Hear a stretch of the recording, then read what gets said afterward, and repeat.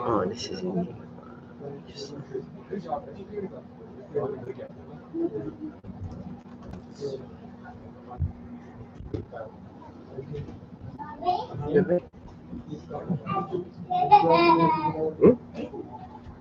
Yes, that one. Yep. And then over here, if you click on videos, live is right there. Thank you. So you can share that link.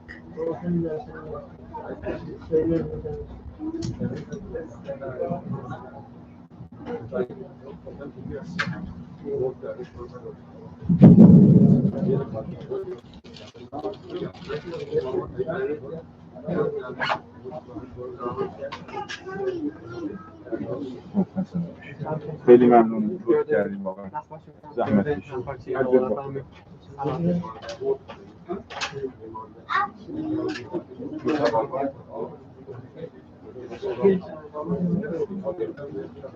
Bismillah, you're the party, you're the teacher. And the small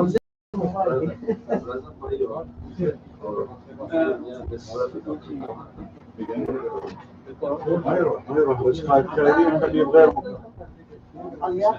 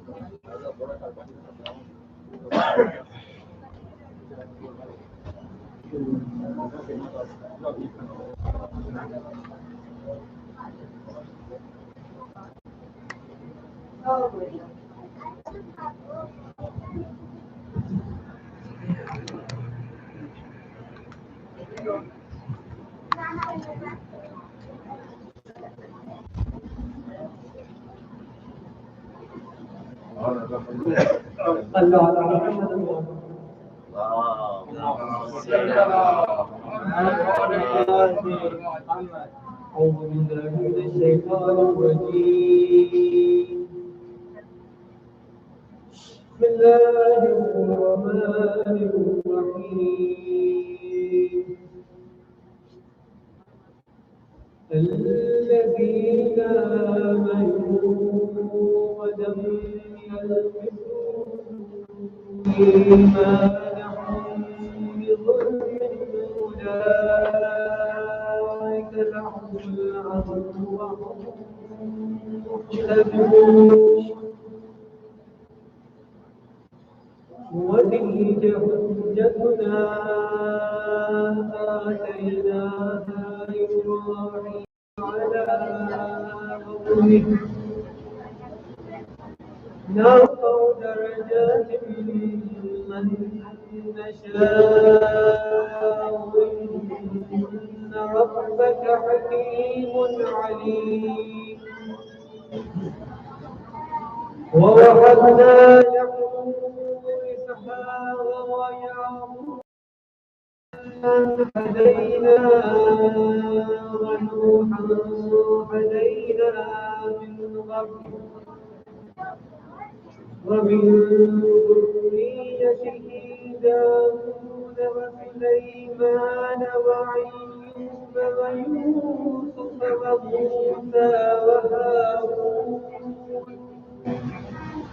وكذلك نجزي المحسنين.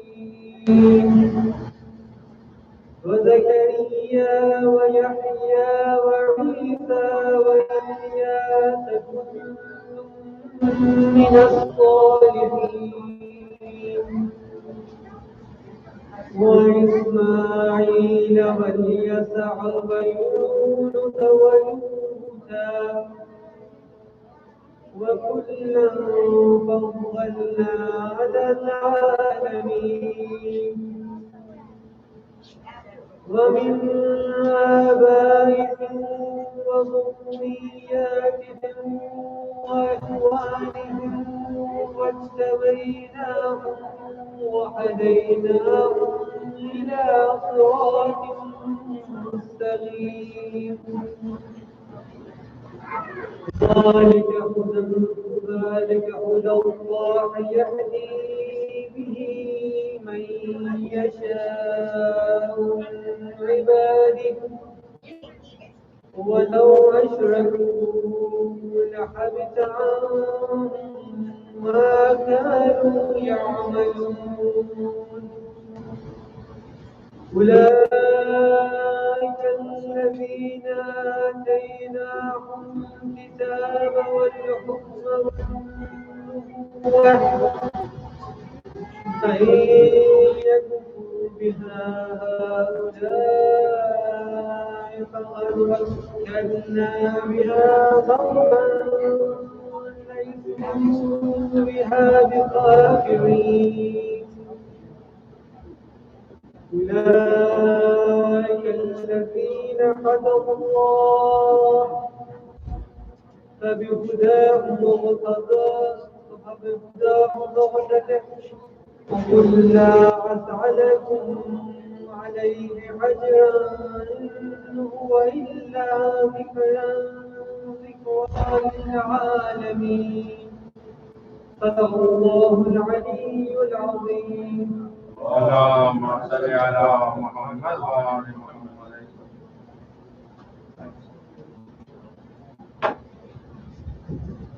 Assalamu alaikum wa rahmatullah, brothers and sisters. Inshallah ta'ala, the program for tonight, after now the recitation of Quran, we're going to have, inshallah, the Marsiyas from many of the brothers that they wanted to participate in the recitation of the Ash'ar and Marsiyas. And after that, inshallah, we have the speech of our dear brother Mehdi Hazari, inshallah, and about 7:45. And after that, inshallah, we're going to have a tatmiyah for 15 minutes. And we will have, inshallah, our sisters' announcements in regards to the gathering of the all the items for our Afghan refugees. That alhamdulillah, we see that alhamdulillah, our community has helped a lot. So inshallah, we will have a few minutes to spend for that. And questions and answers about how you can be more helpful in the future. And inshallah ta'ala, we're going to have the dinner in the packages ready for your pickup to go, inshallah, after the program. All the ones that they have may come from a distance away, which is like an hour or more than that they wanted to dine, because we know that there are not that many. We can have a place for them, inshallah, on the sofa that, they can consume their food before they go, because their children may be hungry. We wanted to consider that, inshallah. So say Allah salawat, inshallah.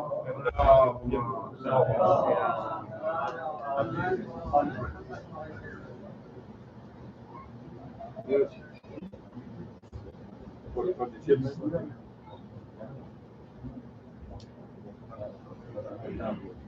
MashaAllah.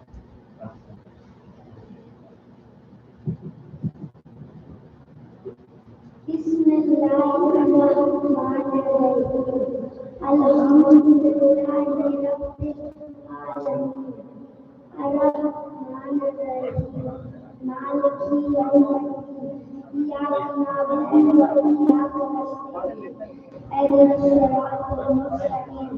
Siratal ladzina an'amta 'alaihim. Ghayril maghdubi 'alaihim waladdallin.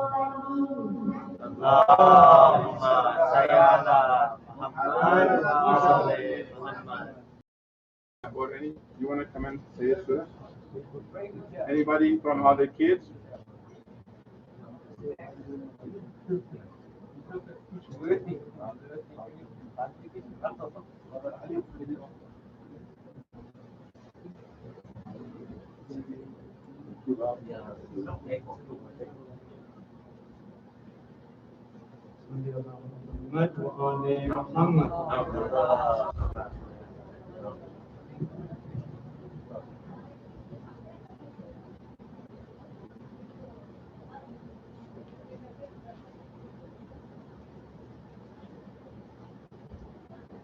اللہ و یاسین و طٰہٰ قسمات و پہلوی بشکستہ زہرا قسمات اللہ و یاسین و طٰہٰ قسمات و پہلوی بشکستہ زہرا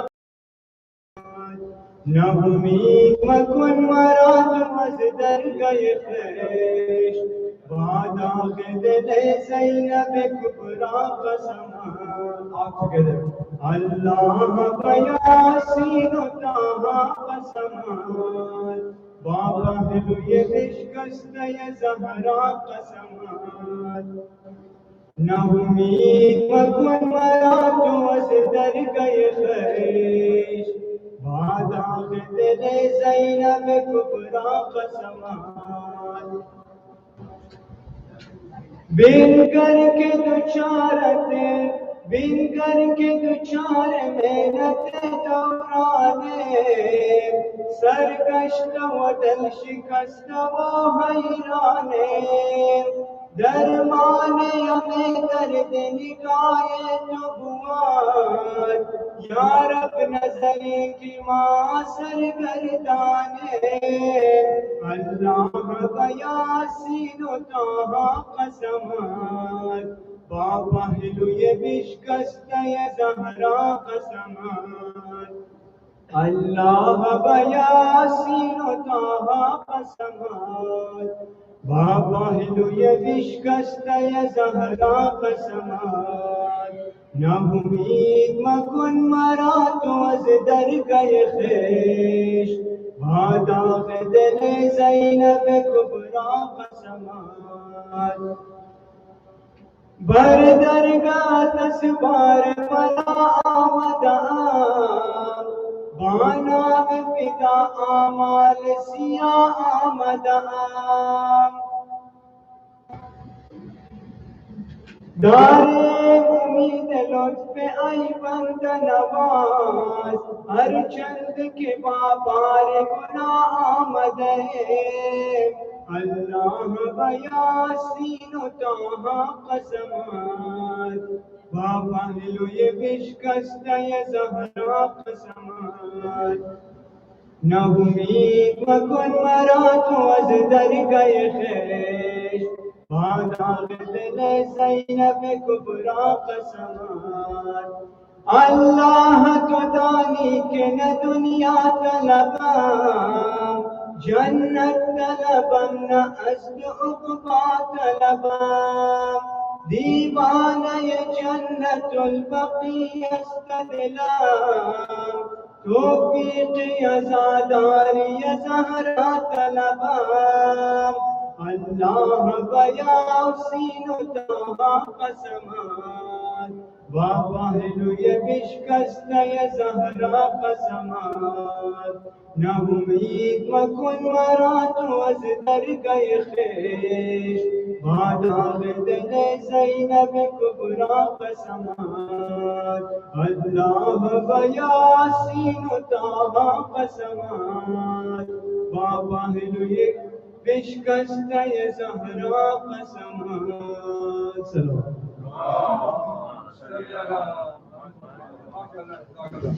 سلام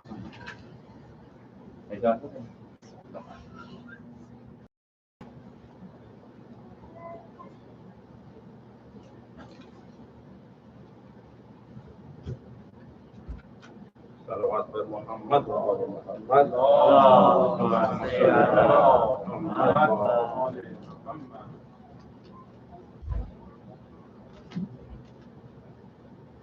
منزل سدرا پہ جس کو نہ جھجکتے دیکھا منزل سدرا پہ جھجکتے دیکھا اس نبی کو تیری دہلیز پہ رکتے دیکھا صلوات محمد تیری زہرا کو بڑے رنج ملے ہیں بابا تیری زہرا کو بڑے رنج ملے ہیں بابا تیرے جانے سے بڑے، تیرے جانے سے بڑے ہاتھ اٹھے ہیں بابا، تیری زہرا کو بڑے رنج ملے ہیں بابا، ہاڑ دی تیری سند بھول گئے کون تیرے، ہائے دربار میں جھٹلائے گئے بول تیرے، تیری امت سے بڑے، تیری امت سے بڑے مجھ کو گلے ہیں بابا، تیری زہرا کو بڑے رنج ملے ہیں بابا، مانتے ہی نہیں یہ لوگ گواہی میری، جا بجا لکھی ہے قرآن میں شاہی میری، آیتوں میں میرے، آیتوں میں میرے اوصاف لکھے ہیں بابا، تیری زہرا کو بڑے رنج ملے ہیں بابا، آپ جس در پہ کیا کرتے تھے ہر روز سلام، لے کے جبریل اترتے تھے رسالت کا پیام، یہ جلانے کے لیے، یہ جلانے کے لیے در وہ کھڑے ہیں بابا، تیرے جانے سے بڑے ہاتھ اٹھے ہیں بابا، مجھ پہ دروازہ گرایا ہے تیری امت نے، آل تیری کو ستایا ہے تیری امت نے، میرے پہلو پہ بڑے، میرے پہلو پہ بڑے زخم لگے ہیں بابا، تیری زہرا کو بڑے رنج ملے ہیں بابا، تیرے جانے سے بڑے، تیرے جانے سے بڑے ہاتھ اٹھے ہیں بابا، تیری زہرا کو بڑے رنج ملے ہیں بابا، سلام۔ اللهم صل على محمد. Any other brothers? Anybody else? Inshallah.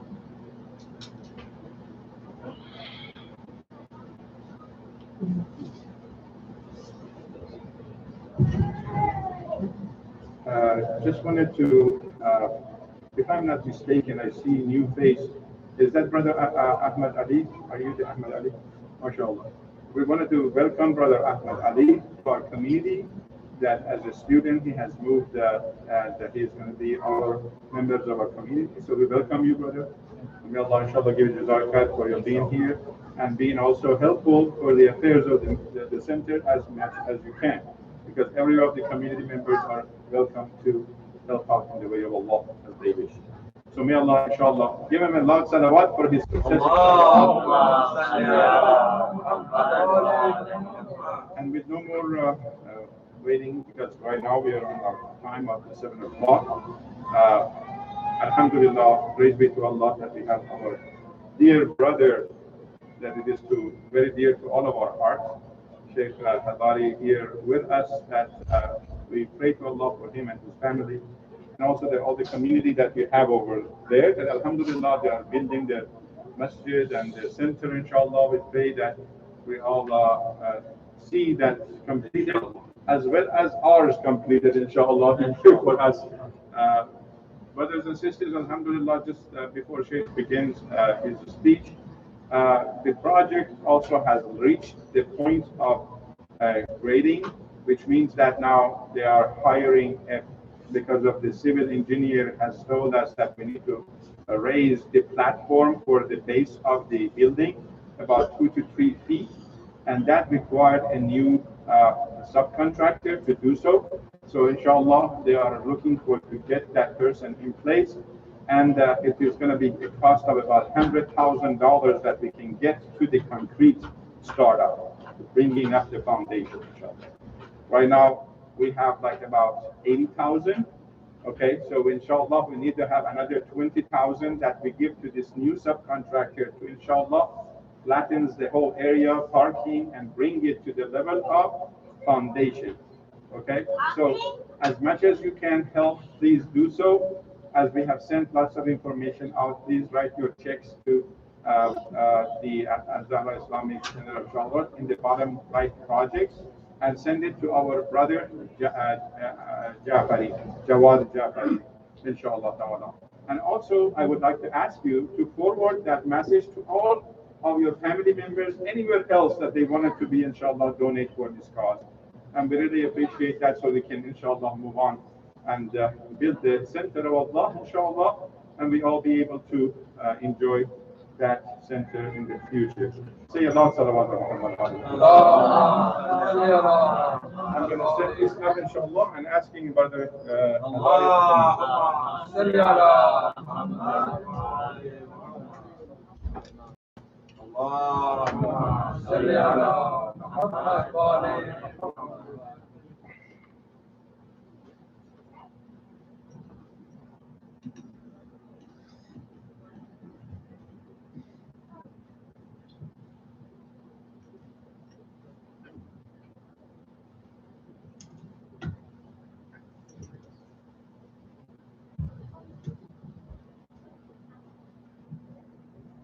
اللهم صل على محمد وعلى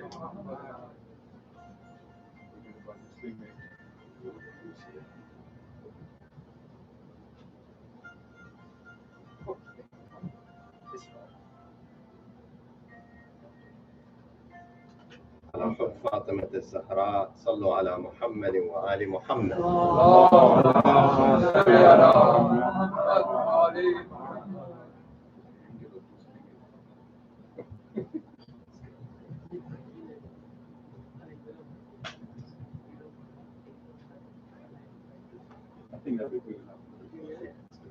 Can you hear me? Yes. Yes. The men said yes, the sisters didn't say yes. You can hear me? Can we please have a Surah Al-Fatiha? Bismillah.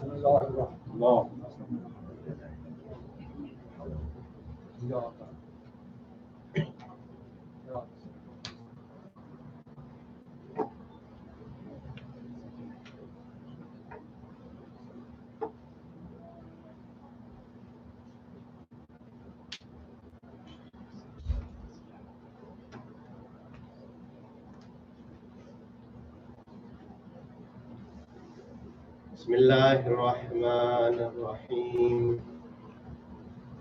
صلى الله عليك يا سيدي ويا مولاي يا رسول الله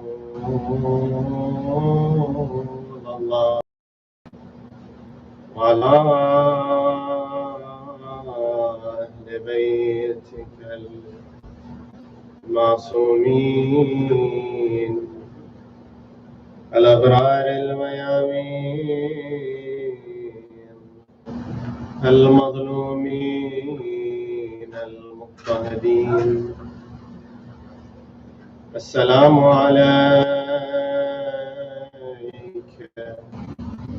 وعلى بضعتك المعصومة الصديقة الطاهرة فاطمة. لعن الله الظالمين لكم من الأولين والآخرين. ما خاب والله من تمسك بكم، أمن من لجأ والتجأ إليكم. يا ليتنا كنا معكم سادتي ونفوز والله فوزا عظيما. بسم الله الرحمن الرحيم. أم حسب الذين في قلوبهم مرض أن لن يخرج الله أضغانهم ولو نشاء لأريناكهم فلعرفتهم بسيماهم ولتعرفنهم في لحن القول والله يعلم أعمالكم ولنبلونكم حتى نعلم المجاهدين منكم والصابرين ونبلو أخباركم. آمنا بالله. صدق الله العلي العظيم.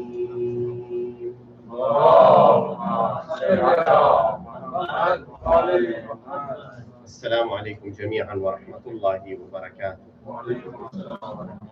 My dear brothers and sisters, it's nice to see all of you after, it's been several months now, I think. Yes. Alhamdulillah. Thank you for having me back. And I want to thank my dear brother Amir Hussain for driving with me and giving me the pleasure of his company. We, as human beings, often, this is the case with us, and we do it subconsciously without realizing. And it's our nature because we are limited. If I see a person come up to me who is scowling or is red in the face, what will I assume? I will immediately know that that person is probably angry, they're frowning. Or I see their eyes are red, there's a little dampness on the side of their eyes, their brow is a little bit sort of frown. I will see maybe that they are sad or something has afflicted them. You can see from what is apparent in front of you and know what the circumstances are. But does that tell you necessarily about the inside of the person? No, it doesn't, because you don't have the capacity to see inside someone's heart. Allah has only limited our ability to perceive and sense based on the physical senses, what we see. And so what do? Often? We either underestimate what is inside a person, or oftentimes we overestimate what is inside of them. We take some people to be more than they actually are. We assume that they have a position or they have inside of them something that is not really in them. Or on the other hand, we assume that somebody surely doesn't have something. They don't have a capacity, they don't have potential, and we assume that they can't achieve anything in life. They don't have the ability to change the world. And this is, strangely enough, the history of humanity. You will see that the biggest of changes sometimes come from the people in our societies who everyone had written them off. Our own Rasul sallallahu alayhi wa alihi wa sallam. Tell me that did he come from a place where it was known that a star is going to come? Nur of the samawat and the ard is going to be there. This mercy to all of mankind. Did he have a diploma that said he's coming from Harvard? No, man. I mean, if you get somebody coming from Harvard, immediately they're like, oh, he's from Harvard, or he's from Cambridge, or Oxford, or MIT, or California Tech, Caltech. Yeah. No, with Rasulullah, sallallahu alayhi wa alihi wa sallam, bi abi anta wa ummi, ya Rasulullah. No one knew where you are coming from. No one understood because they thought he's a shepherd. He's an orphan on top of that. Yet the only thing they knew is that, yes, he is from Quraysh, he has an uncle. He marries a woman of great status in Arabia, of great wealth. Yet there was nothing to know that really he will come with this message. And the same goes, you see the beacon in the Ahl al-Bayt about the ladies of the Ahl al-Bayt. Just look at 6 or 7 of our imams. Okay? Take the example of Al-Imam al-Sadiq alayhi salatu wasalam. The example of Al-Imam al-Kadhim alayhi salatu wasalam. Example of Imam al-Rida alayhi salam. Example of Al-Imam al-Jawad alayhi salam. Example of Al-Imam al-Hadi alayhi salam. Example of Al-Imam al-Askari alayhi salatu wasalam. Look at their mothers. Just look at their mothers. And by now you already know what I am suggesting. That their mothers, were they princesses? Women of nobility? Arabs? They were not even Arabs. They were not even free women. They were slaves. Now when I say this word slave to you, yes, what thought comes in your mind? What image in Arabic, in the usul, when you're studying usul in the Hausa, one of the things they teach is tabadur. Tabadur, it basically means that someone says something and an image comes in your mind, okay? I say Nihari, what happens? Immediately you see your favorite dish in front of you, yes? I say kubide, immediately, good delicious kebab, okay? I say liver, in my mind that's not good. I don't eat liver, okay? So it means you create an image. When I say to you slave, what picture comes in your mind? Someone who is a property of another human being, someone who is weak, someone who physically is not like you and me, in the sense that maybe physically they're meant to work, but maybe they're not physically as appealing as a free human being. Yes? People think that slaves are ugly, right? Slaves are slaves because they're not beautiful like everyone else. People think these things. And worst of all, this person's a slave, so automatically we will assume what about them? That they have less intelligence, less capability than you and I, right? Because immediately the word slave conjures this meaning inside of our hearts. Yet look at the legacy of Ahl al-Bayt alayhim as-salatu. Yeah. That when they wanted to marry their sons, when the Imam wanted to marry his son, he didn't say, let me go and find this Sayyidah from the family of such and such high nobility, whose father is a doctor, mother is a lawyer, lives up on the hill in a mansion, and that's only when I'm going to marry my son to.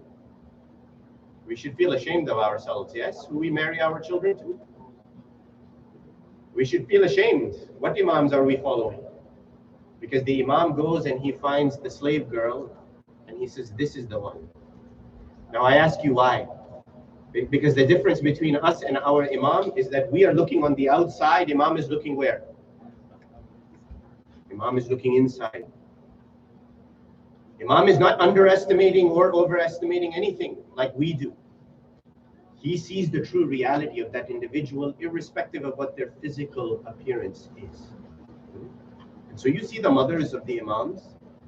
Sayyidah Najma may be the mother of Imam al-Kadhim alayhi salam.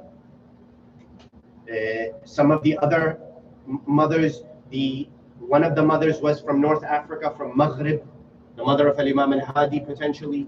There were so many, is it not? All freed slaves, non-Arabs, people who it is assumed that they don't know religion, don't have knowledge, yet they are the mothers of Imams, the chosen of Allah. So clearly they have something inside of them. That in the same way goes on the other direction as well. Let me also give you another example, not just the mothers of the Imams. They say that one day some Shia had come from far, they had come to Medina, okay? And at that time, Shiaism, the followers of Ahl al-Bayt had spread. They weren't just in Hijaz, in the main area of Medina, Mecca, these places. They had spread to different places. They were in Iraq, they had gone up into towards Persia, etc. Some Shia had come to Medina seeking answers for their questions. They had traveled long distance. They took a piece of paper they had written. They had brought all their questions from their own tribe back from far away to get the answers from the Imam. When they got to Medina, they heard that Imam al-Kadhim alayhi salatu wasalam was not present. He had gone somewhere. He was traveling, so they waited. They waited.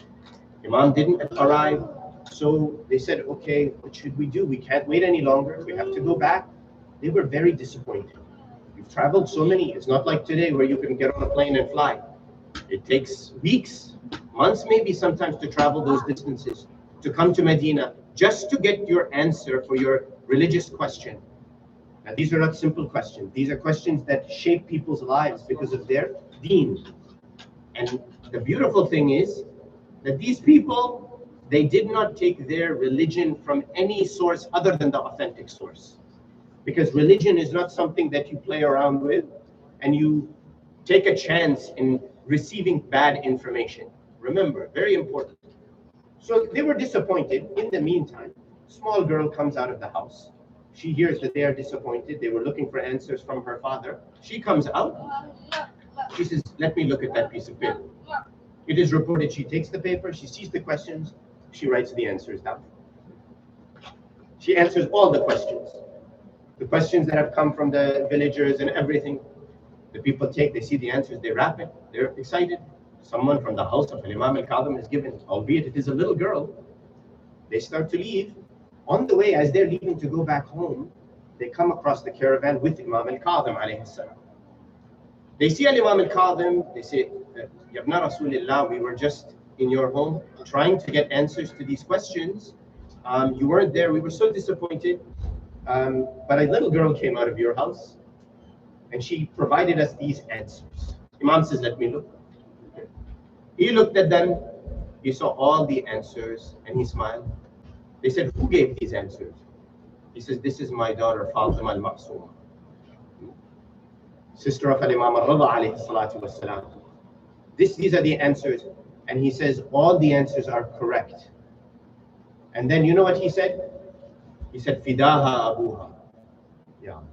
He says, may her father be sacrificed for her. May her father, Fatemah's father, be sacrificed. Yeah, this is Fatemah al-Ma'suma. So it is not just the mothers of the Imams, but really this legacy that anyone who has been written off, who the world thinks that they have no value, Ahl al-Bayt says, why are you underestimating what is inside of this person? Tell me, is Sayyida Zainab alayhi salatu wassalam not the same? Ya Allah, Ya Allah. She shook the world. Today she shakes the world, does she not? You want to talk about a stand for justice, equity, human rights, the defiance of tyranny? That is Sayyida Zainab. And the one who we are here to commemorate tonight. She is a reflection of Fatemah Al-Zahra alayhi salatu wassalam.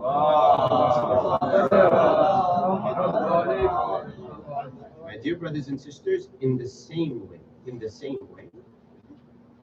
sometimes we overestimate and we cannot see what is inside of that person. And you see that in the life of Rasulullah sallallahu alayhi wa alihi wa sallam, that he had people who were joining the religion, who were becoming a part of the religion, and then there were those people like Sayyida Zainab describes in her speech in the court of Yazid ibn al-Tulaqa, ibn al-Abna al-Tulaqa or ibn al-Tulaqa. These reference that Sayyidah Zainab makes in the courtyard of Yazid, she is addressing those people who, when Rasulullah liberated Mecca, there were kuffar of Quraysh who accepted Islam. But they didn't accept because they wanted to. They saw the prevailing winds and it was expedient at that moment. So they accepted it. And because of it, they became free. They said, we'll accept Islam, otherwise we'll face the wrath of Islam on top of us. So let's become Muslim, albeit we'll pretend. It is hypocrisy inside of our heart. So now you know that in the time of Rasulullah, it was that way. And you saw that in those days, people had motivation, different motivations. And that's what we cannot tell about each other. That's the problem, isn't it? If I come to the center and I say I want to help out in the center, you're going to assume that I have goodwill. I want to contribute my time. All I need is just a plate of biryani in front of me at the end of the night. Yes. And I'm satisfied. I have no expectations other than that. And you will see me as a good human being.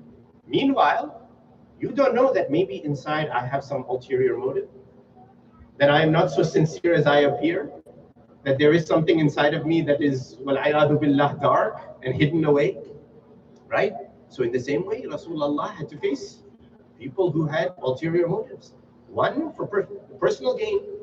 In life, you see that insan will do whatever they can for personal gain, whether they reveal it to you or they don't reveal it to you.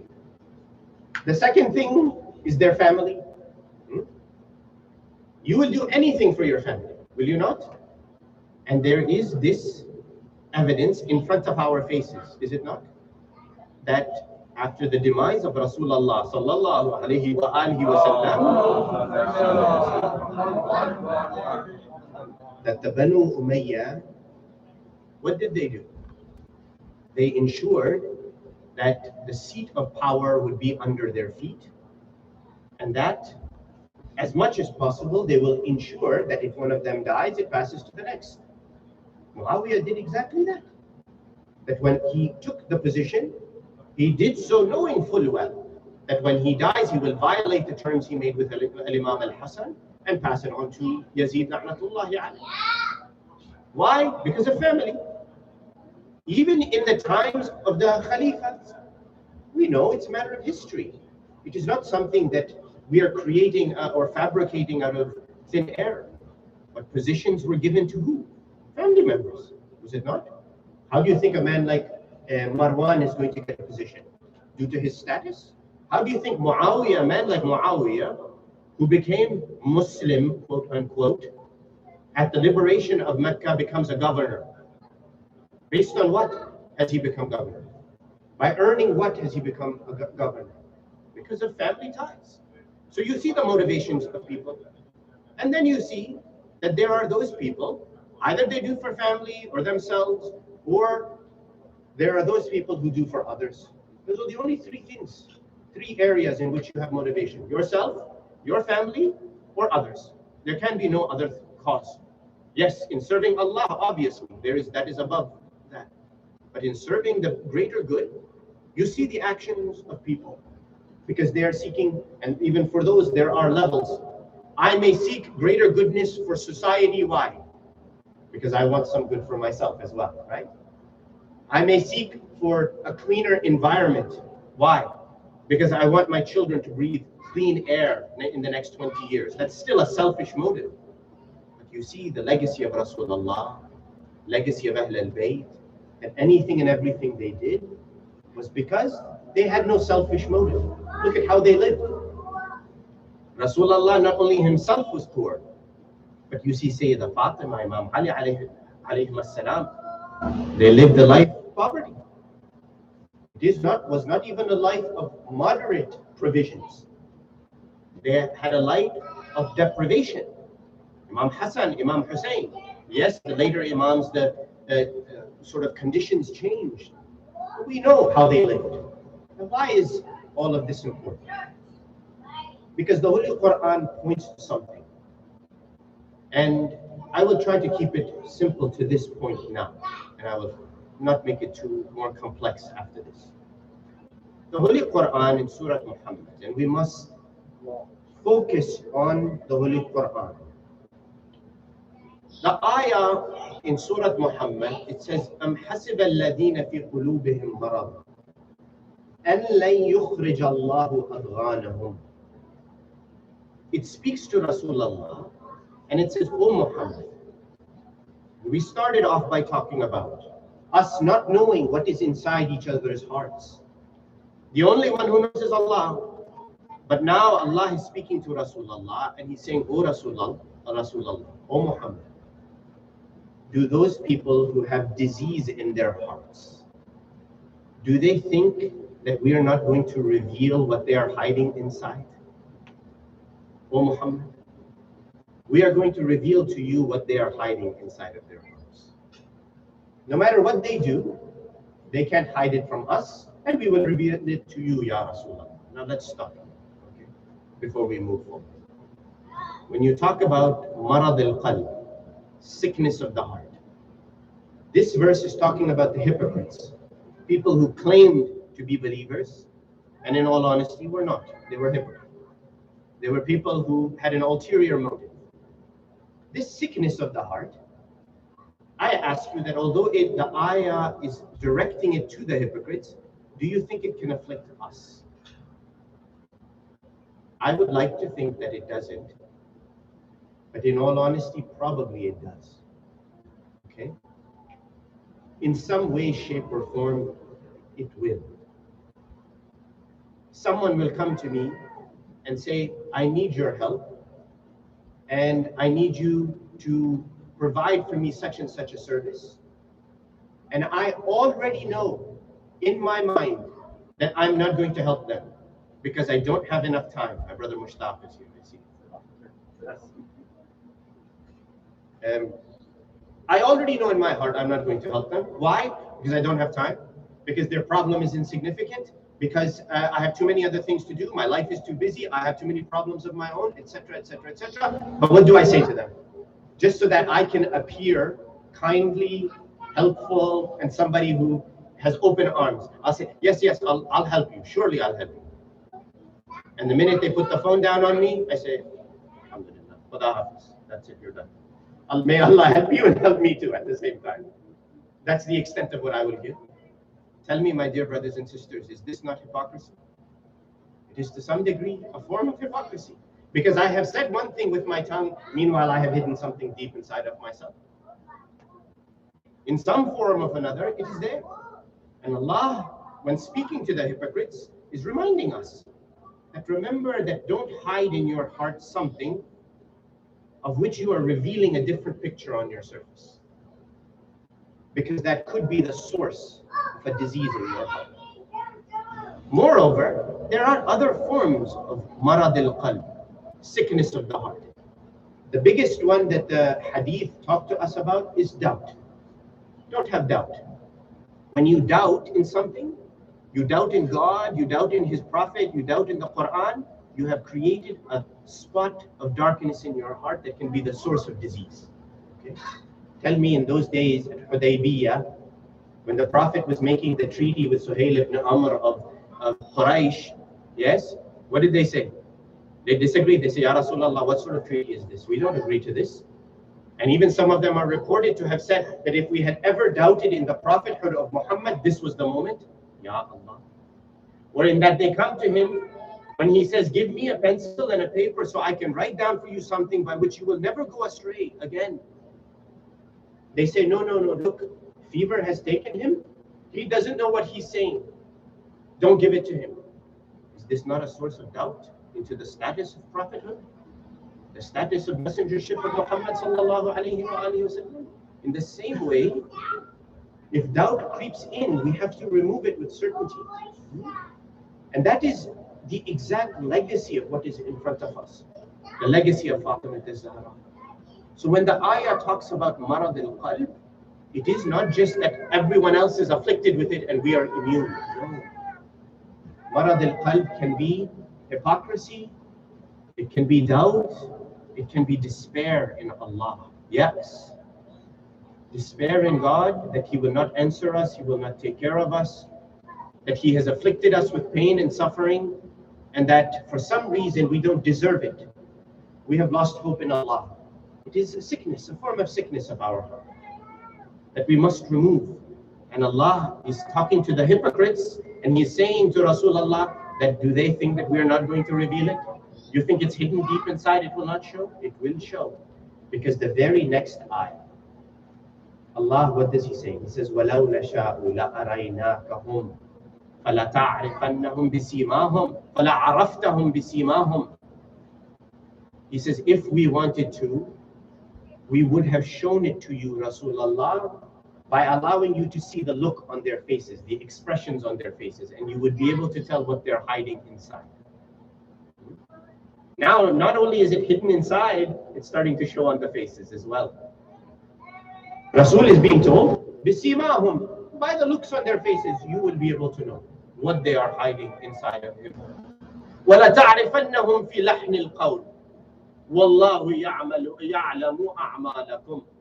And you will know not only from the look on their faces, the expressions on their faces, but the tone of their voice will tell you exactly who they are.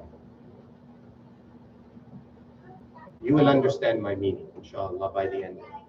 You will know by the tone of their voices who they are and what they represent inside of themselves. Yes? Now, the very next hour, it comes to something important. And this is where I will say a few words and we will move forward. The next ayah, and let me say this before I explain to you the ayah, that what is the issue here? It is not knowing, right? Who is a true follower like Sumayya? Yes? Ammar ibn Yasir's mother and father, Yasir and Sumayya, they were the first of the first Shuhada. Sumayya was the first woman shaheed in Islam, was she not? Imagine, in the early days, support of Rasulullah was by this pious woman. Pious woman, who gave her life. Ready to give. What an example for us this woman was, this great woman was. And the example of it is where? In her son, Ammar, what he shows. So now the question is what? We don't know. Rasulullah had in front of him hypocrites, some true believers, some people who believed, but they were ala shafa hufratin min an-nar. They were teetering on the edge. They could have been saved, but they also could have fallen.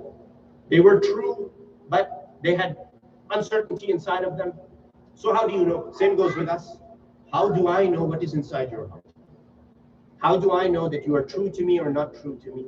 Well, Allah subhanahu wa ta'ala will give you the scale, at least in the circumstances of belief. And this third ayah says this. It says, وَلَنَبْلُوَنَّكُمْ. O Rasul, you want to know who is true and who is not true? Who has purity in their hearts and who is hiding something? He says, وَلَنَبْلُوَنَّكُمْ حَتَّى نَعْلَمَ الْمُجَاهِدِينَ مِنْكُمْ وَالصَّابِرِينَ وَنَبْلُوَ أَخْبَارَكُمْ. We're going to test you. He says, you want to know who is true and who is not true? We will test you. Yes? If someone wants to know how true I am on the inside, they will come and ask me in the moment of their need, and what will I do? Even though my life is difficult, I am suffering, I've got problems, I will say, I will still try to help. Because it's a test on me already because I am suffering. But I will go out of my way in my suffering to help somebody else. What is that called? Jihad. Allah says, you want to know? We will test you until we know. وَلَنَبْلُوَنَّكُمْ حَتَّى. Hatta means until. حَتَّى نَعْلَمَ. Until we find out and we discern who are the mujahideen and who have sabr. That is the differentiating factor. That's why Fatemah Al-Zahra, when she was standing to speak about Fadak, what did she say? وَجَعَلَ الْجِهَادَ عِزًّا لِلْإِسْلَامِ. In her speech, she says, Allah has made jihad as a status, an honorable status in the eyes of Islam. وَالصَّبْرُ مَعُونَ فِي الْإِسْتِجَابِ. Allah has made patience. Now look, she put both of them side by side. She says, she talked about salat, zakat, hajj, saum. She gives a full description in her speech. And then she comes to jihad. She says jihad is an honor in Islam. And right after jihad, what? Sabr. It has to be. You have to have these two together, jihad and sabr. Jihad is difficult. It requires what? Sabr. She says sabr is going to be that thing that will help you when you want your prayer answered. When you yourself are seeking. That's why God, he says what? That we will know from you who is true, because we will test you and we will see the mujahideen and we will see the sabireen. Mujahid, why? Because when the time is difficult, when difficulty comes, you will know those who have personal vendetta, personal goals, family goals, who are selfless and who are ready to give in the cause of God even though there is difficulty. That is mujahid. Someone who will struggle in the way of God even though circumstances are difficult for them. And the sabir is who? Sabireen. Sabireen are those who what? They're still waiting for the answer. Allah has not given us faraj yet. Allah has not given us relief yet. We did dua, we asked for something, Allah did not answer us yet. So what are we going to do? We are going to hold on to sabr. And we are going to do what? We are going to rely on what Allah subhanahu wa ta'ala told us. And follow the formula. Yet we get caught. In dua is-sabah. In dua is-sabah, Amir al-Mu'mineen Ali ibn Abi Talib alayhi salatu wassalam,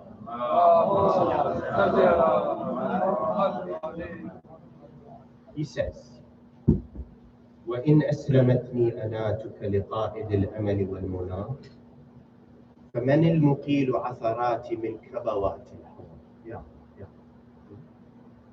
He says, oh God, if you hand me over, you are my guardian, but oh Allah, if you hand me over to my own plans, my own thinking, my own devices, then who is going to save me when my whims take over? وَإِنْ خَذَلَنِي نَصْرُكَ عِنْدَ مُحَارَبَةِ الشَّيْطَانِ فَقَدْ وَكَلَنِي خِذْلَانُكَ إِلَى حَيْثُ النَّصَبِ وَالْحِرْمَانِ. Ya Allah. And if I turn my face away from you, Ya Allah, I turned my face away from you and you forsaked me. Because I turned away from you, you forsake me. Then when it comes time to fight the shaitan, who's going to help me when I fall into the most deep of pits? أتراني ما أتيتك إلا من حيث الآن أم علقت بأطراف حبالك حين باعدتني ذنوبي عن دار الوصال. Oh Allah, don't you see that I have come knocking, holding onto your door with only my hope in you? Yes. أم علقت بأطراف حبالك. I'm holding on to the edge of your rope. This is the last little thread of your rope. I'm trying to grab it, Ya Allah. حين باعدتني ذنوبي. Why am I only grabbing that little piece of rope? Your rope is thick, it's big, it's long, but I can only grab that little thread that is sitting there. Why? Because my sins pushed me away. My sins drove me so far away that all I can grab is just the edge of your rope to hold me up. حين باعدتني ذنوبي عن دار الوصال فبئس المطية التي امتطأت نفسي من هواها فواها لها لما سولت لها ظنونها ومناها. He says, woe unto my nafs. Woe unto my own nafs that has driven me to this place. فواها لها لما سولت لها. Woe upon my own nafs, that where did it take me away from you? What a picture it painted for me, that it drove me away from your door. It caused me to turn away from where you are, Ya Allah. فَوَاهًا لَهَا لِمَا سَوَّلَتْ لَهَا ظُنُونُهَا وَمُنَاهَا فَتَبًّا لَهَا لِجُرْأَتِهَا عَلَى سَيِّدِهَا وَمَوْلَاهَا. He even says, may the trial come upon him. Go away, he says to his own nafs. Go away, my own nafs, how you have treated your Lord and Master Allah subhanahu wa ta'ala.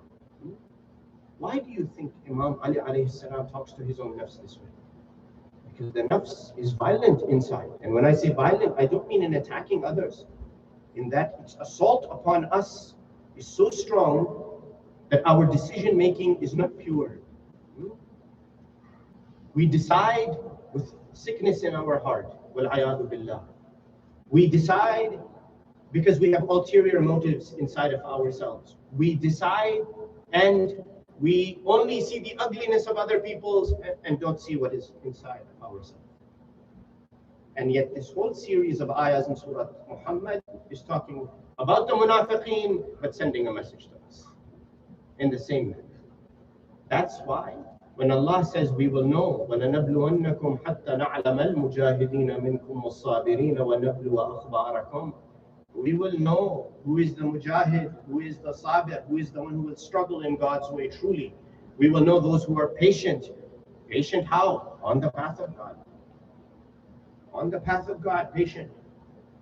On that path and never moving from the command of Rasulullah sallallahu alayhi wa alihi wa sallam. And we will test everything when it says وَنَبْلُوَ أَخْبَارَكُمْ, we will test what is inside of you. When it says أَخْبَارَكُمْ, the ulama, when they explain, and this has become more Quranic das, but I think it's good. Quran is deep. In one part it says a'mal, actions. In another place it says akhbar. Akhbarakum, when the ulama they explain that this is likely the inside of you. We will test your inside to see what it is that you are made of. That is an important thing to consider. Why? Because those decisions will decide our religion in the end. Forget about anybody else's religion. I am not responsible for you, and you are not responsible for me. I am not going to intercede on your behalf to get you into Jannah, nor will you do that for me. I will not remember my mother and father, my spouse, my children on the day of judgment, and you will not remember yours. The only beacon that we will see is who? That Sayyida standing on the door of Jannah, waiting. Yes? Yes. That's why we cannot give our religion to anyone. And our decision making is all about that. Don't think that your decisions, unless they are mubah, like you're drinking a glass of water or eating an apple versus an orange, don't think that your decisions don't have ramifications. They do, because they speak about what's inside of you. They show what is inside of you. And it has an important emphasis on your religion. They say a man, Salim ibn Qais al-Hilali, or Sulaim, as he used to be called. And I mention this to you particularly because of the hadith of Sulaim ibn Qais al-Hilali. Sulaim, he comes to Amir al-Mu'mineen. And Amir al-Mu'mineen, he says to him, O Sulaim, he says, beware of three when it comes to your religion. Beware of three types of people when it comes to your religion. Pay attention. He's telling Sulaim. I'm not telling you to pay attention. That didn't sound right. He says to Sulaim, pay attention. Sulaim says, tell me, Amir al-Mu'mineen. Amir al-Mu'mineen, he says, the first is the one who has learned the Quran. And yet, after learning the Quran, he goes to his neighbor and he calls his neighbor an atheist and assaults him and even potentially kills him. Accuses him of being an atheist, assaults him and kills him. So Sulaim, he says, Ya Amir al-Mu'mineen, who is the true kafir here? Who is the true denier here? Amir al-Mu'mineen, he says, the one who learned the Quran. Look, he's saying something without actually saying it, and you understand my meaning. He thought he knew the Quran, he went out and accused everyone else of atheism or deviation. We have to be careful. Yes? We have to be careful. Why would that happen? Why would me reading the Quran and not being enlightened only show goodness, nur on my face? Because clearly there's something inside of me that's not right. Yes? I've read the Quran, but there's something inside me that's not right. So what manifests? Accusations against others, hideous behavior, assault on other people, etc., etc. So that's the first. The second person, Imam Ali alayhi salam, he says, be aware of those people who hear something false, know something false, and go and propagate it and stand by it as if it is the truth. They will ruin your religion. They hear something false, and what do? They stand by it, and they propagate it, and they assert it upon others as well. Be aware of those people. Number three, he says, this is the one to be aware of most. He says, be aware of the leader who equates obedience to him with the obedience to God. Such that he will say to you that if you are being obedient to him, you are being obedient to God. Or if you are being disobedient to him, you are being disobedient to Allah. Imam Ali alayhi salatu wasalam, he says that person is a liar. He says that person is a liar. Because obedience to him doesn't necessarily mean that you will be obedient to God. You may be disobedient to God by being obedient to him. Ya Allah. Or vice versa. You may be disobedient to him and in the process at the same time be obedient to Allah subhanahu wa ta'ala. He said, no. He says, be aware of these people. And instead, seek out those who Allah and His Rasul have pointed to be the trusted sources. Now I ask you, as we come now to the end, and we talk about personal gain, we talk about family gain. Fatemah Al-Zahra alayhi salatu wassalam, yes, when Fadak was denied to her, and it is in the riwayat throughout the books, there is no question. And when the excuse was given, the reasoning was given, that the ma'shar of anbiya la yarithun, they do not inherit. This is true or not true? Well, we know, this is a separate discussion, but we know from Quran that Sulaiman inherited from his father Dawud, that Yaqub inherited from his father Ishaq. Ishaq inherited from Ibrahim, and on and on. We know the Quran is full of enough references, and that Rasulullah sallallahu alayhi wa alihi wa sallam, that he has said that ruination will come upon those people who do not leave a legacy behind for their descendants, meaning inheritance for their descendants. So when Fatemah Al-Zahra came out and Fadak was taken from her, this is a piece of land, isn't it? It's a piece of land that has been given to her by her father. It was her father's property, gifted to her, gifted to now her progeny, to her children. I ask you that this is a woman, and I'm only speaking now my own thinking on this, and I'm talking aloud to you. This is a woman, pious woman, Nurani, daughter of Rasulullah, who she will not even allow the blind man to look at her. Yes, she didn't open, even if the man was blind standing in front of her. Someone who covered herself with such great modesty, chastity, that the level of that we cannot even understand. Yes? If this was a private matter about land for her personal gain, and indeed, yes, there was benefit in it for her and for the Ahl al-Bayt, for the children of Rasulullah, etc., grandchildren, why will she cover completely and come out into the middle of all of those people who are there? Why would that happen? Some might argue that, well, she did it because of her children.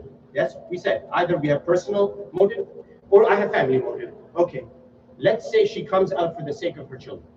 Yes, and she doesn't care about herself. She wants the land of Fadak for her children. As a mother, she has a right. I want Hassan and Hussein, Sayyida Zainab, Sayyida Kulthum to inherit. I want it for their children. Rasul gave it to me, it should be passed down. Fine, she comes. Now let me ask this question. If that's the case, why give a long speech praising God, praising Rasulullah, describing the Holy Quran, talking about Salat, Zakat, Khums, Hajj, Saum, Jihad, Sabr, Malaika, Kitab, talking about Amir al-Mu'mineen Ali ibn Abi Talib alayhi salatu wasalam, talking about how Rasulullah rescued the ummah from their darkness, from their ignorance, and from their misguidance. Why go into all that description? Why go through that? My dear brothers and sisters, because it was not just about a tract of land. It was about empowerment. It was about leaving a message that was universal. That one, you took a false message. You took a false message that you heard from somewhere that the prophets don't inherit, and you stood by it and you started to assert it. When it was patently false, it was not right.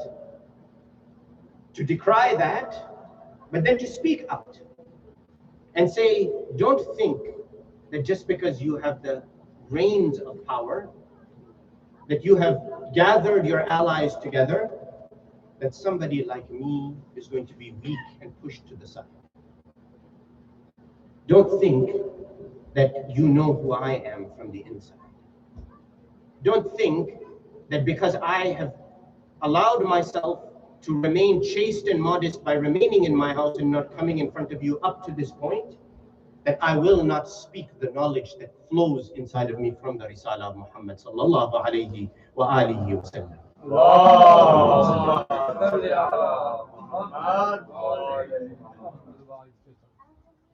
This is the power of Fatemah. And when we say we don't understand what is inside, we cannot understand the nur that is in her, the power that is in her. And it makes it all the more strange that, remember I said to you, that it becomes known what's inside. Allah will show you what's inside the hearts of people. Yes? He will show to the Rasul, he said it. And it will become apparent from the demeanor or the looks, expression on their face, and from lahm al-qalb, from the tone of their voices. Now I ask you, that when they come to the door, Fatemah Al-Zahra,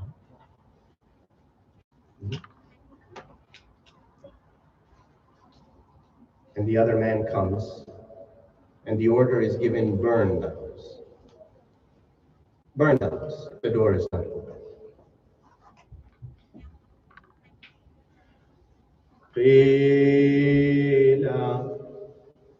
قيل إن في الدار فاطمة قال وإن قيل إن في الدار الحسن والحسين قال وإن قيل إن في الدار القرآن قال وإن. When the order was given, burn that house if the door is not open, the response came, don't you know that in this house is Fatemah? The answer came back, even if Fatemah is in it, burn it. The response again was that in this house is Hassan and Hussein. In this house is the Quran. This is Ahlul Bayt al-Nubuwwah. Qala wa in. The response was, does not matter. Burn the door, burn the house upon them. إن كسر الضلع ليس ينجبر إلا بصمصام عزيز مقتدر. قال سليم قلت يا سلمان هل دخلوا ولم يك استئذان؟ قال وعزة الجبار دخلوا على الزهراء بغير خمار. Sulaim, it is reported, he said to Salman, tell me Salman, did they actually come to the door of Fatemah? The answer came, by the might of the Jabbar Allah, they came to the door. They broke the door on Fatemah. They brought the door down on Fatemah. وعزة الجبار دخلوا على الزهراء بغير خمار لكن لاذت وراء الباب رعاية للستر والحجاب مذ رأوها عصروها عصرا. My dear brothers and sisters, a woman who is in her house, assailants are breaking the door. She is trying to seek shelter. Where is she going to go? The door is being pushed open. The only place is behind the door to hide from the enemy, from those who are assailing the home. فعصروها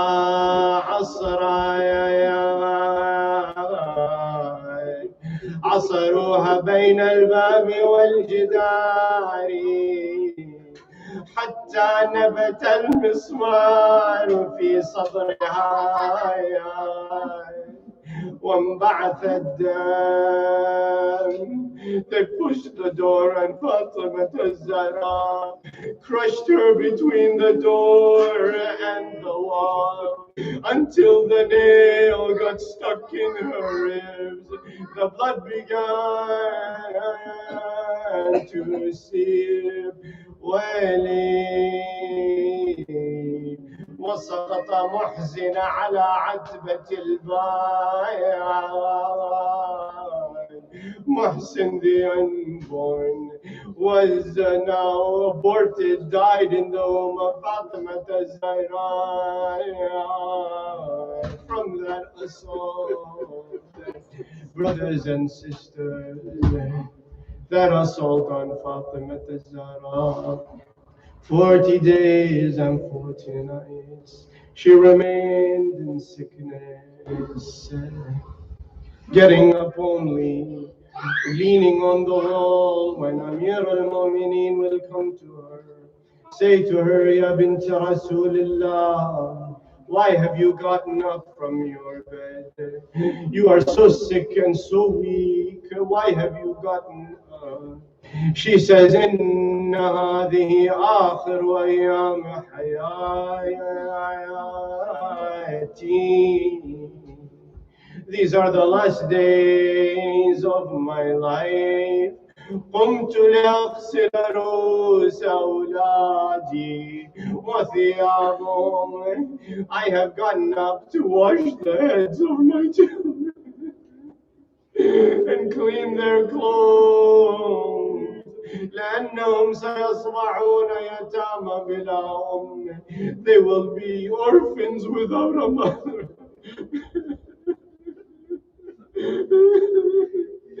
They will be orphans without a mother very, very soon.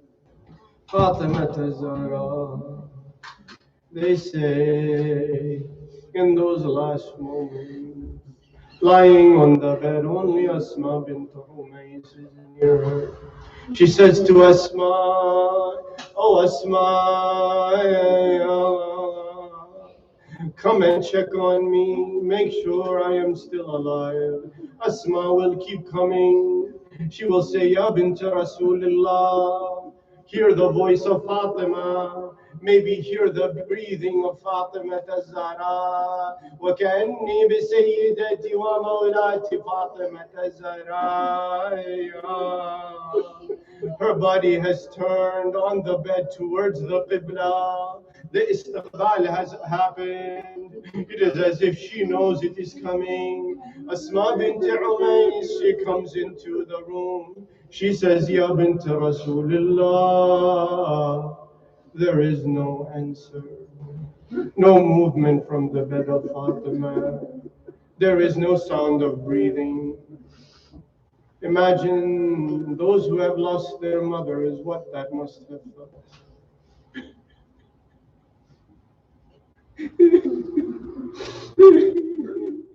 In that moment, Asma bint Umays, she said, Inna lillah wa inna ilayhi raji'un.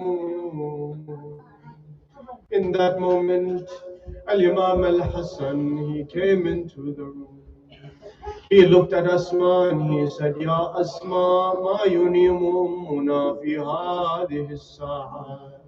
What is causing our mother to sleep right now? Why is she asleep? Asma bint Umays, she says, Yabna Rasulillah, laysat ummukuma naima. Your mother is not sleeping, my son, O grandson of Rasul. The ruh has left the body.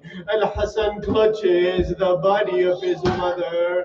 He says, Qumi ya Ummah wa kallimini. My mother, wake up and speak to me. Al-Hussein, he comes into the room, clutches on the legs of Fatemah Al-Zahra. He says, Ya Ummah, ana waladuki al-Hussein, kallimini. My mother, I have come, I am your Hussein. Talk to me. But my dear brothers and sisters, I wonder, what was the state of that little girl Zainab in the house of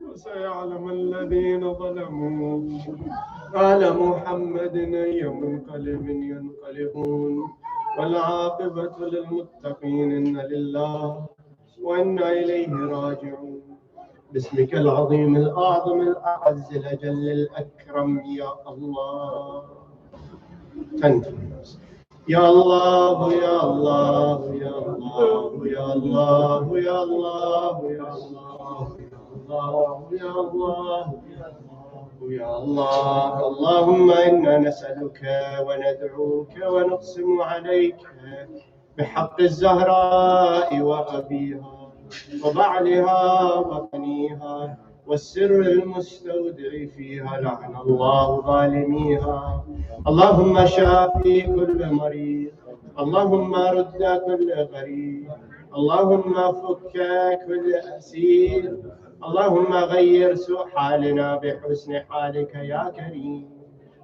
اللهم وفقنا لمراضيك وجنبنا معاصيك وثبت أقدامنا على صراطك المستقيم وخذ بأيدينا إليك يا أرحم الراحمين وفرج عنا يا الله فرجا عاجلا قريبا كلمح البصر أو أقرب من ذلك وافرغ علينا صبرا وتوفنا مسلمين والصلاة والسلام على سيدنا محمد وآله الطيبين الطاهرين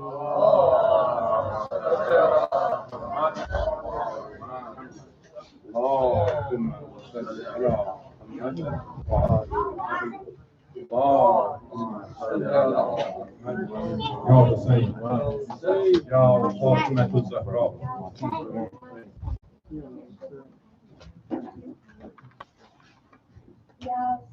يا حسين يا حسين يا حسين يا حسين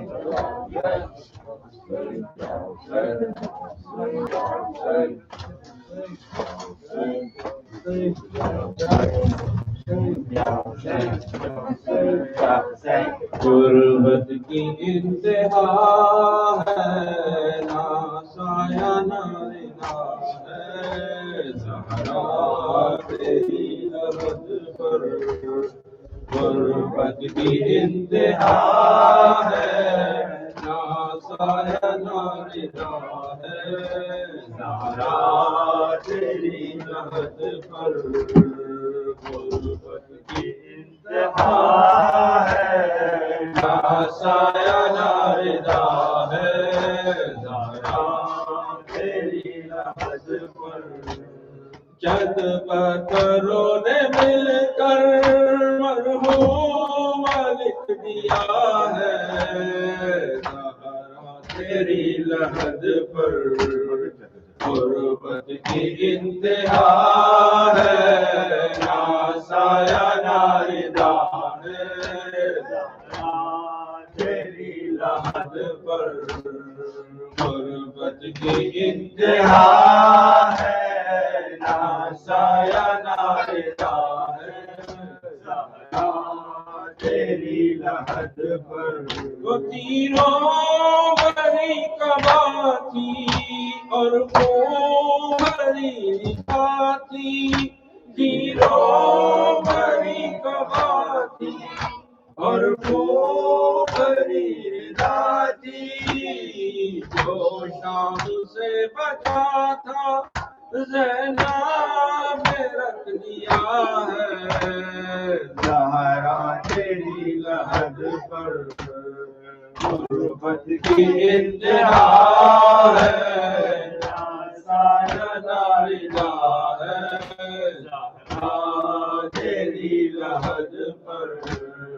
غربت کی انتہا ہے نہ سایہ نہ ردا ہے زہرا تیری لحد پر وہ زندہ کی گھٹن سے ہر لاش بے کفن سے زندگی کی گھٹن سے ہر لاش بے کفن سے عابد نے جو سنبھالا وہ آنسو گر پڑا ہے زہرا تیری لحد پر غربت کی انتہا ہے نہ سایہ نہ ردا ہے زہرا تیری لحد پر غربت کی انتہا ہے نہ سایہ نہ ردا ہے زہرا تیری لحد پر کیا یہ دلیل کم ہے اس کی کمر میں غم ہے کیا یہ دلیل کم ہے اس کی کمر میں غم ہے کئی بار آسمان نے سجدہ ادا کیا ہے زہرا تیری لحد پر غربت کی انتہا ہے نہ سایہ نہ ردا ہے زہرا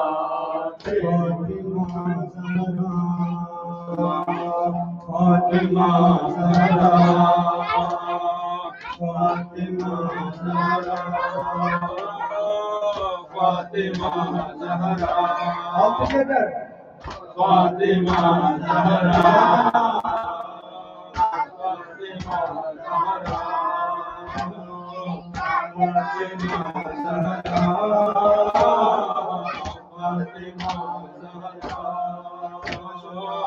فاطمہ زہرا یا زہرا یا زہرا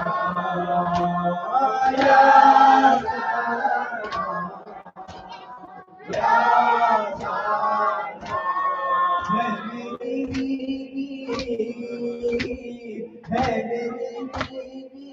تیرے در میں استغاثہ ہے تیرا ممنون میری شہزاد یہ جہاں سارا ہے یا زہرا یا یا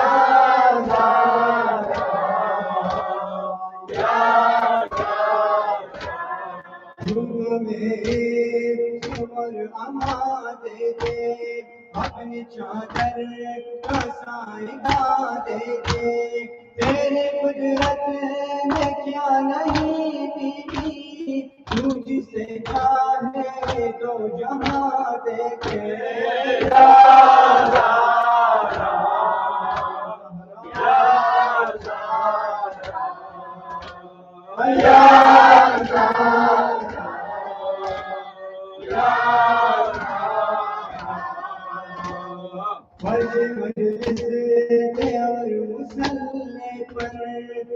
جمع کے ہے رہا ہے رو رو کر ہم رہے نہ رہے مگر بھی تا قیامت رہے ہمیں سرور یا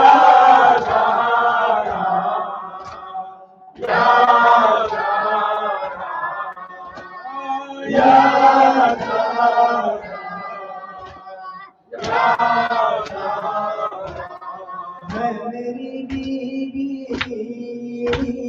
ہے میری بیوی تیرے بچوں کا غم مناتے ہیں اپنی اولاد سے کبھی ہم یہی ہمیں پیارا ہے یا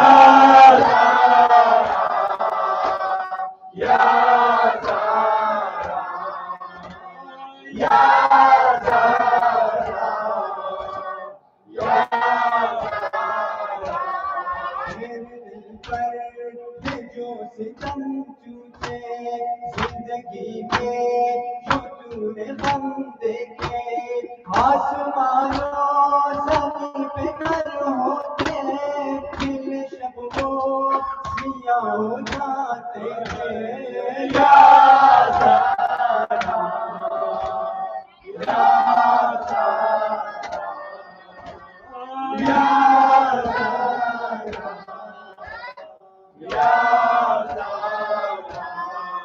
میری بیوی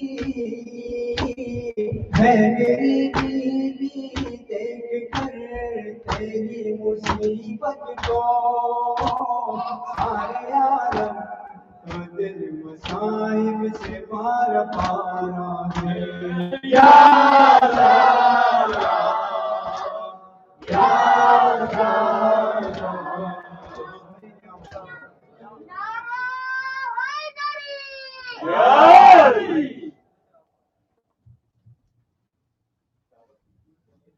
اللهم صل على محمد وآل محمد بسم الله الرحمن الرحيم اللهم كن بوليك المقتدر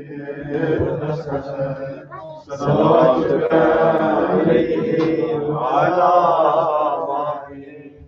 آله في الساعة وفي كل ساعة وليا وحافظا وقائدا وناصرا ودليلا وعينا حتى تسكنه أرضك طوعا وتمتعه فيها طويلا برحمتك يا أرحم الراحمين. ربنا تحقق قولكم ابو حبيب